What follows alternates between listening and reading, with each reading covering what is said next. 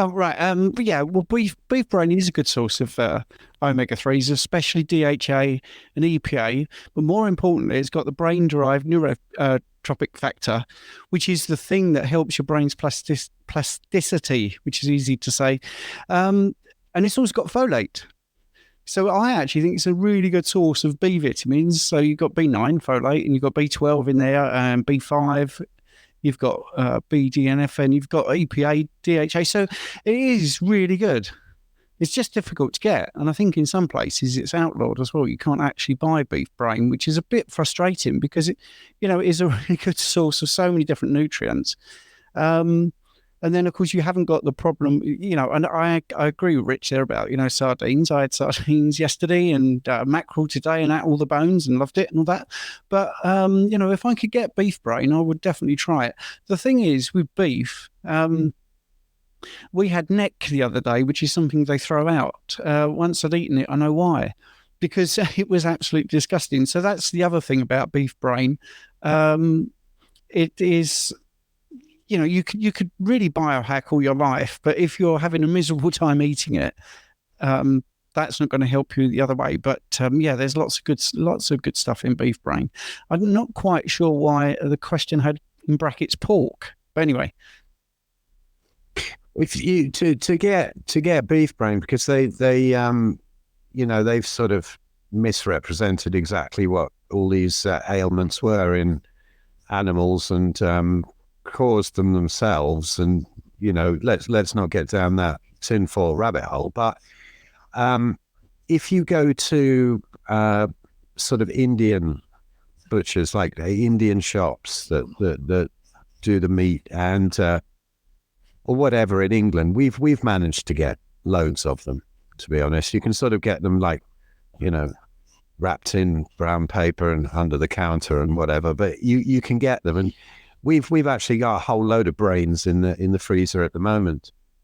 You can get them if you sort of maybe go to some halal places, and they might not have them right now, but if you sort of talk to them and whisper around the back and whatever, you can get these. But it's absolutely ridiculous. It's amazing nutrition, and it's nonsense that they don't sell them. Just another one of the elites' methods of trying to stop us eating meat and being frightened of it. But so that's how to get hold of it. Just keep experimenting with like foreign butchers here, I think. Yeah, it tastes a bit like scrambled egg in my opinion, like a less eggy scrambled egg in texture at least. Anyway, it's quite bland. Like I thought it'd be really meaty, tough, and horrible, but it was not horrible at all. Like you can mix it in, put some sardines in it, you wouldn't really notice much difference. I thought it was all right. A question again about electrolytes. I drink a fair bit of water and electrolytes. My urine is very pale, but I still feel like I want to drink. You guys often talk about not drinking too much, so am I really thirsty? I don't know. I'd probably go by how you feel over by the colour of your urine. What do you guys think? It's reworded, but don't forget, in phlebotomy, you do urine testing all the time. And colour, sorry, Jonathan, I don't like to disagree publicly, but colour is really, really important as your first test. If it's clear, you are drinking too much. It really is that simple. And if it's dark, you're not drinking enough. So it is a good measure. I'm not saying it's a great measure for diagnosis, because obviously then you analyse it and you see what's in there. And urine is a fantastic tool for things like iodine. Do you really need it? Well, if people are taking drops and thinking, do I really need this? You can do an iodine clearance test. You can do a creatinine clearance test. And that's just a posh way of giving you a set amount of the substance. So iodine, 100 units of iodine. What is your urine like over 24 hours? Do you urinate out 100 units of iodine? Then you're not deficient. And it's beautiful. I mean, I'm not taking the piss. Sorry. It really is a great way of measuring stuff. But looking at the colour of it is really good for people at home. And if it's dark, you are definitely not drinking enough. And it isn't about drinking water. This is the thing. And when I did my private practice, the amount of urine, which literally looked like Evian, was incredible. And, there was no smell there, which might sound like a good thing. But those people were drinking litres and litres of water, which they didn't need to do. And as Rich will attest, it just depletes your electrolytes, because electrolyte, everything goes around your body, and it's normally attached to something else, like glucose. One molecule of glucose has 3 molecules of water. So when you drink, water, you're attaching it to glucose, which is why when you go low carb, you lose water weight, because you lose glucose molecules. So therefore you lose water molecules. And same with electrolytes. If you drink a load of water, those electrolytes go around surrounded in water. I mean, that's how they move around. So if you drink a lot of water and then you urinate, and the other big thing that I like to always mention is, if you're getting up in the middle of the night to pee, the biggest thing about the human body is this reparative 8 hours of sleep, and you're breaking it to urinate because you're drinking too much. So that's another thing that you should look at. But yeah, where it's saying, are you really thirsty? People do drink water out of habit, in the gym in particular. Do a set of bench press, take a sip of water. Were you thirsty, or was it habit? So yeah, I think you need to get back to, as we all said earlier, get back to what your body does. If you're thirsty, drink, but if you're not, then don't. But do unlearn those habits as well, where you're drinking because you're not thirsty, but drinking because you think you should. Yeah, that makes good sense. I mean, I've looked at my urine at different points of the day, and honestly, it's always about the same. It kind of says I'm doing the right sort of thing, because it's never too much, never too little, and I'm never significantly dehydrated. I'm never sat there, drinking loads of water. Like when I'm in the gym, I drink about 300 milliliters. Funny enough, I weighed myself before and after the gym, and that's how much I sweated out. So I lost 300 grams approximately. So that's another measure you can look at it as well. It does kind of make sense to me. Yeah. The colour of the urine, I'm not saying it's not important. I'm just saying if it's a bit pale or quite pale or medium pale, I think everyone runs a bit differently. B vitamins can impact that. I think, is it B2? All these different things can impact the colour of your urine as well. Just one quick one on that. If you're drinking way too much water and sort of going by this craze of drinking tons of water every day, you're also filling yourself with more deuterium. It's not necessary. And so there's got to be some kind of electrolyte balance if you're still thirsty, drinking tons of water.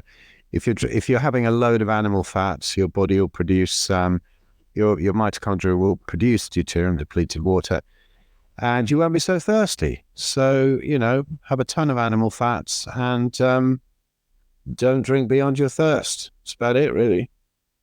All right, we're presenting something. So Stephen's got a urine colour chart. There we go.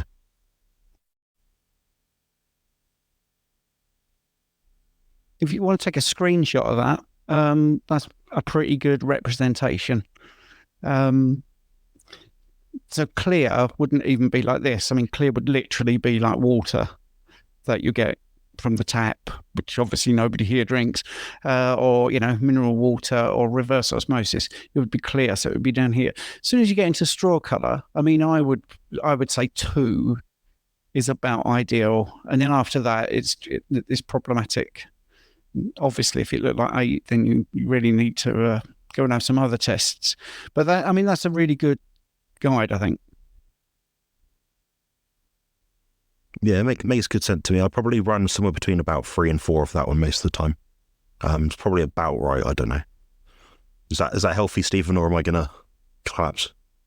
I'd definitely talk to you if you were 3 or 4, and ask you to come back a week later and try to drink slightly more. But I would say about electrolytes, I would definitely say, if you're not taking any electrolytes, maybe a 1/4 teaspoon of salt every day, which is knocking Richard's electrolytes. I'm just saying a really basic start, just a bit of salt in some salty water, and see what happens. And I think you'd come back. I mean, about 90% of the people would come back and say, I actually feel hydrated. I didn't know what that meant. I don't feel so dry. And even today, I coached somebody, and they were talking about their dry skin, everything basically. And I said, are you drinking the appropriate amount? Oh, I drink gallons. And I said, right, well, that's why you're dehydrated. well, I'm not sleeping because I pee twice in the night and all this. It's like, it is really common and it is drummed into us to keep drinking and drinking water. Strangely enough, I think Sean Baker today was doing a sort of humorous bit to camera because somebody said, well, your diet must be really bad. You have to supplement with water and salt. I mean, this was a serious vegan comment, and he was saying how ridiculous that is. But actually, in the 1950s, when they did some military studies, because they wanted to make sure that the Americans, of course, got the money for this, they wanted to send their troops out into battle over 24 hours. How much water would they need to carry? And this is where the 8 glasses of water has come from, of 2.5 litres. They actually said it was about 2.5 litres. But in that same report, it said, but you don't need to take water with you because it's in the food. So, for instance, a ribeye is 70% water.